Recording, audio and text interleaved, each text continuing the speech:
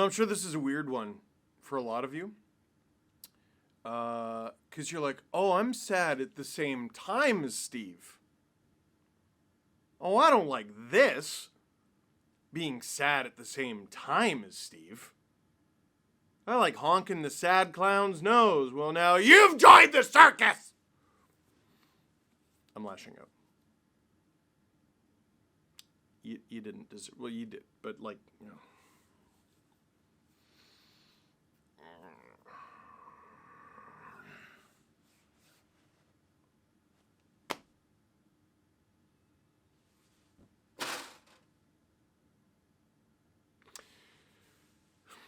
Team USA wins gold in overtime in the gold medal game at the Olympics.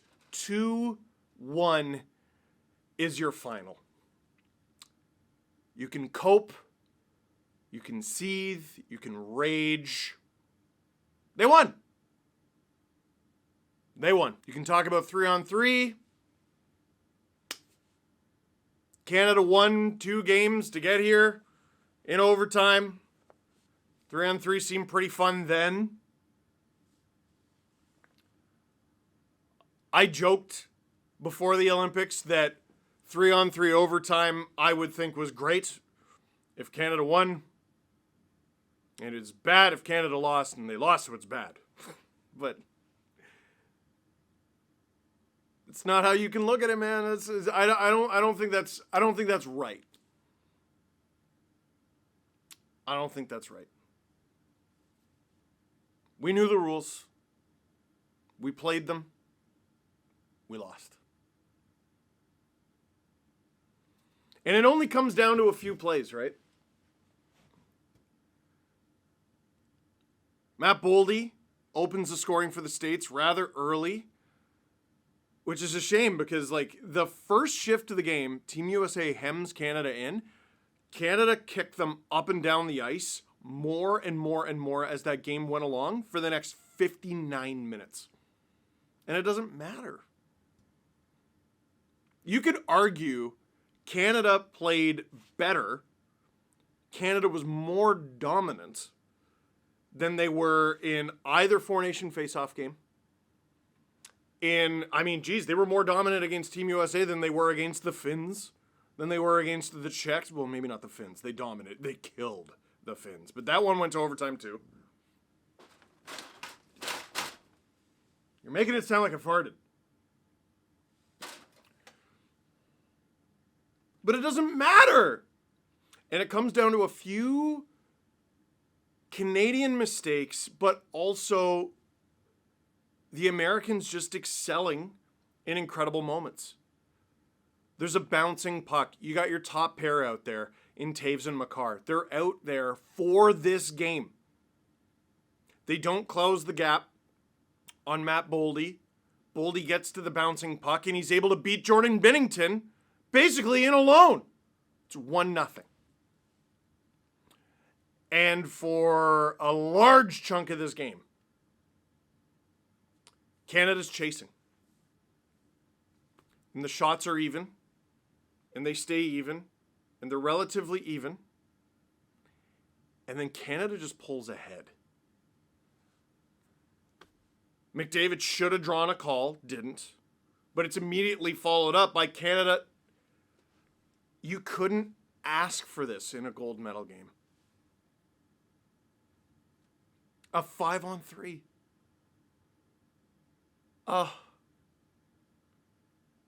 Now, when people message me and they go, Sidney Crosby, would he have made a difference in this game? Well, of course he would have. He's Sidney Crosby. I look at it like, well, Canada played better. Again, it doesn't matter. It's not cope. It's not excuses. They played better, though, without him. But if there was a time in this game where it would have been killer to have Sidney Crosby out there on the ice, it's on the power play. Oh, if you bury it on that 5-on-3. But one of the players who was partially responsible for Team USA's first goal, Cale Makar, he gets it back. Cale Makar with a laser right under the blocker of Connor Hellebuck, who seemed unbeatable to that point, Canada's tied the game. And Canada took over the game. And here's the problem. Connor Hellebuck was literally unbeatable after that. The paddle save on Devon Toews. Yeah, it might be the greatest save in Olympic hockey history. Name a better one. I can't. Not off the top of my head. I'm sure Hasek made a few in like 98. What else is even in contention? I can't remember anything from 2002, 2010.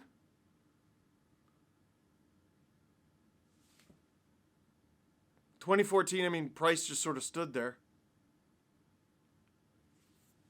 That's the greatest Olympic save I've ever seen.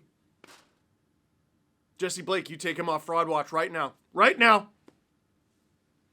And the Nathan MacKinnon empty net.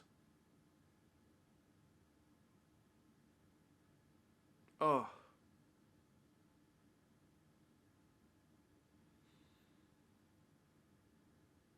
Oh. Power play goes the Americans' way. Oh no! Power play goes the Canadians' way. Yes! Neither team converts. We go to overtime. And it is 3-on-3. And you can talk about how you don't like 3-on-3, but we knew it was 3-on-3. And I want to make this about the United States winning and not Canada losing. But that was a clinic from all involved in how to not play 3-on-3 hockey. Connor McDavid, who was completely unbelievable all tournament long, I think he won MVP, gets the puck for a couple rushes, 2 or 3 in overtime, in the short amount of time that he was on in overtime, and he tries to play hero ball, going 1-on-3 both times. I know that's what Crosby did to lead to the golden goal. Puck goes into the corner. Iginla retrieves it. Crosby drives the net. He scores. But he goes straight into traffic.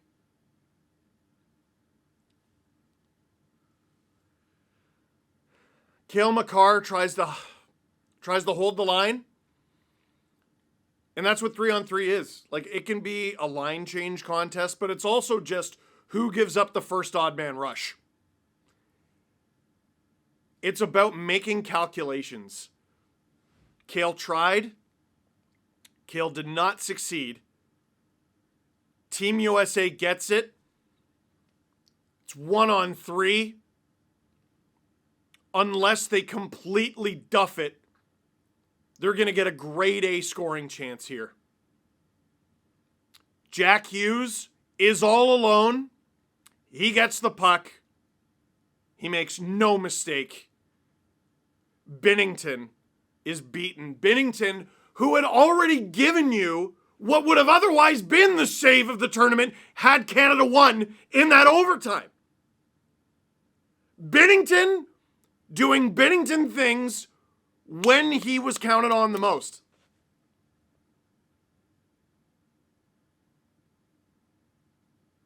And you can talk about who wasn't there and who wasn't named to the team.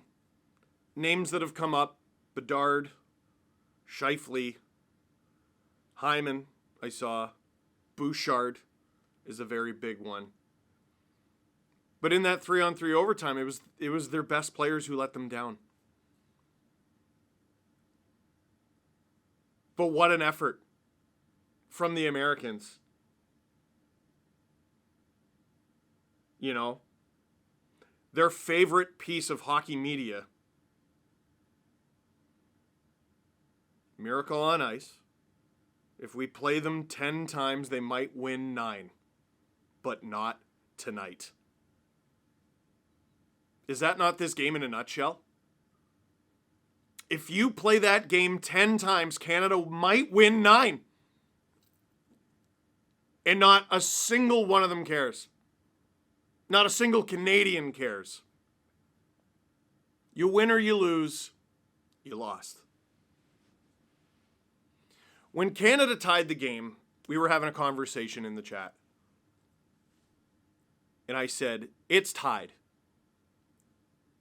Overtime. Oh, shoot, I screwed it up. I said, it's tied. Third period. Gold medal game. Canada, USA. What else could you possibly want? And I answer my own question. I know what you want. I know exactly what you want, and you can't have it. Not yet. Because there's a price to pay. You have to pay the toll. As a fan, you can't get out there and help.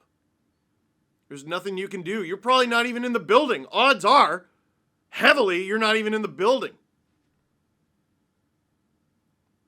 There's a toll that you pay. You pay with your time.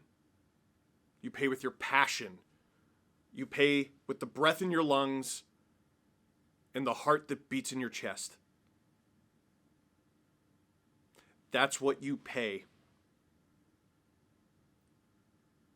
to get what you really want, which is a win. This is the toll every sports fan pays when they cheer for their team. But so often, the toll is not enough.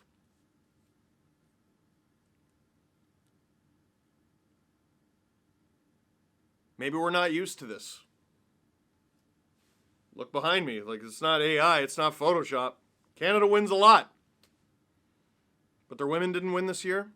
Their men didn't win this year. And you got to take your hats off to both teams. Both played well, both deserved it, both won. C'est la vie. That's sports. That's how this works. Doesn't make it any better, though. Bennington with that massive save in overtime doesn't make it any better, though. Two magical overtime moments leading into this gold medal game doesn't make it any better, though. Tom Wilson with probably the hit of the tournament on Dylan Larkin. I don't know how that man got back up. Doesn't make it any better, though.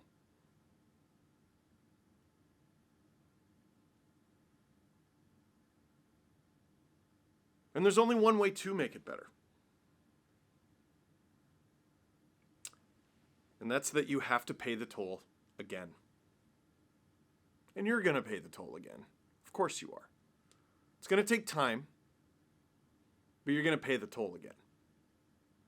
You're telling me the next time this tournament happens, the next time there's best on best, World Cup of Hockey sounds like it's coming up. You're not going to pay the toll? You're going to pay the toll. We're all going to pay the toll. Because it's the best. What makes winning so wonderful is the fact you might lose. Sometimes you lose.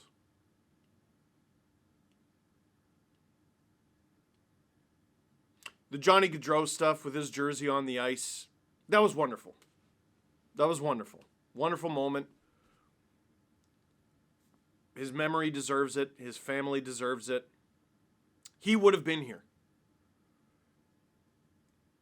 And he was. With the Americans. And you can tell, based on how they treated that celebration with him in spirit. That was a cool moment. Not a dry eye in the room.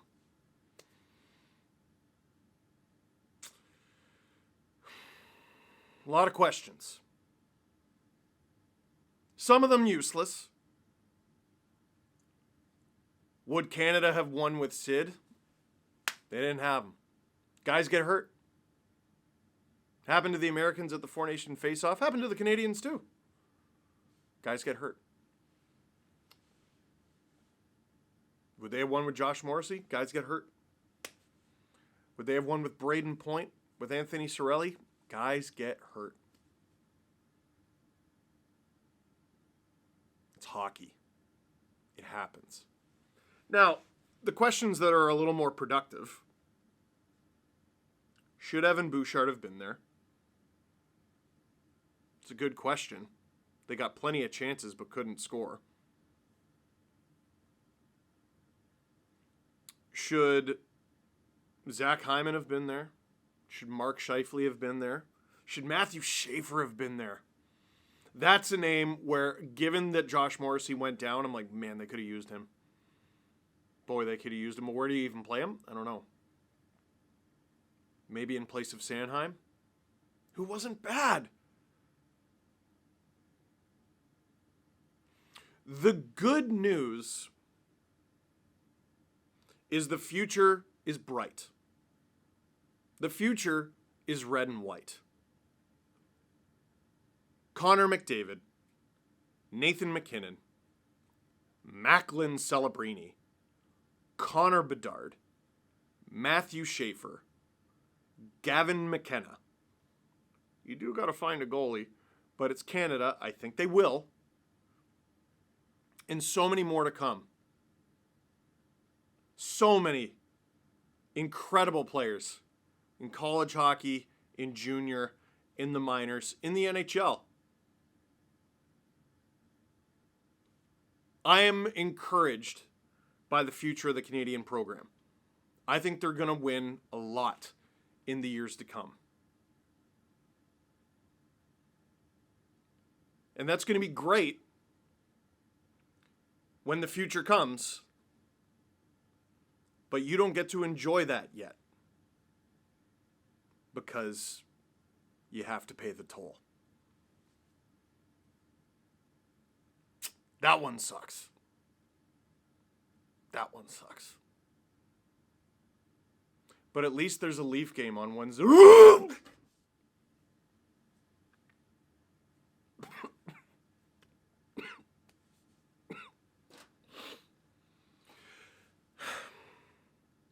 You know, when Mitch Marner scored that overtime winner, a lot of people were like, take that, Leafs fans.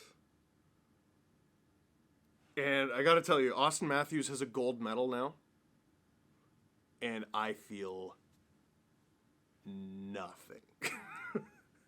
Congrats to him. He captained Team USA to a gold medal. The second time in 20 years that a Leafs captain has won Olympic gold, neither time for Canada. Because, of course, it's just hilarious. Matt Sundin, now Austin Matthews. Congrats to him. Happy for him personally. Barely. I wanted Canada to win. I always wanted Canada to win. They didn't. That's how it goes. You got to pay the toll. We paid a heavy one. Hopefully it makes the next one all that more sweeter. This is what happens when you don't do jump cuts. My friends, thank you so much for watching all these Canada fan reaction videos. Oh, that's what CFR stands for. Yeah. Thank you so much for watching the streams. Over 225,000 people tuned into that stream live. I think it was like 228,000. We had as many as 12,000 people at once. It's incredible. You could have watched anything, been anywhere, but you were here with us. And as Jesse Blake likes to say, we appreciate that. And we move on. There's a new podcast tomorrow. I go right back to covering Leaf games. CJ show at some point, I'm sure. There's a lot happening. Because the NHL season stops for no one. Except the Olympics. And I'm glad it did. Because that was so much fun. Sometimes it's your year. Sometimes it's not. This year it wasn't. My friends, that is it for this one. Thank you very much for watching. Click like if you liked this video. Click subscribe if you really liked it. Tell all your friends. There's no one else in the world I would rather pay the toll with.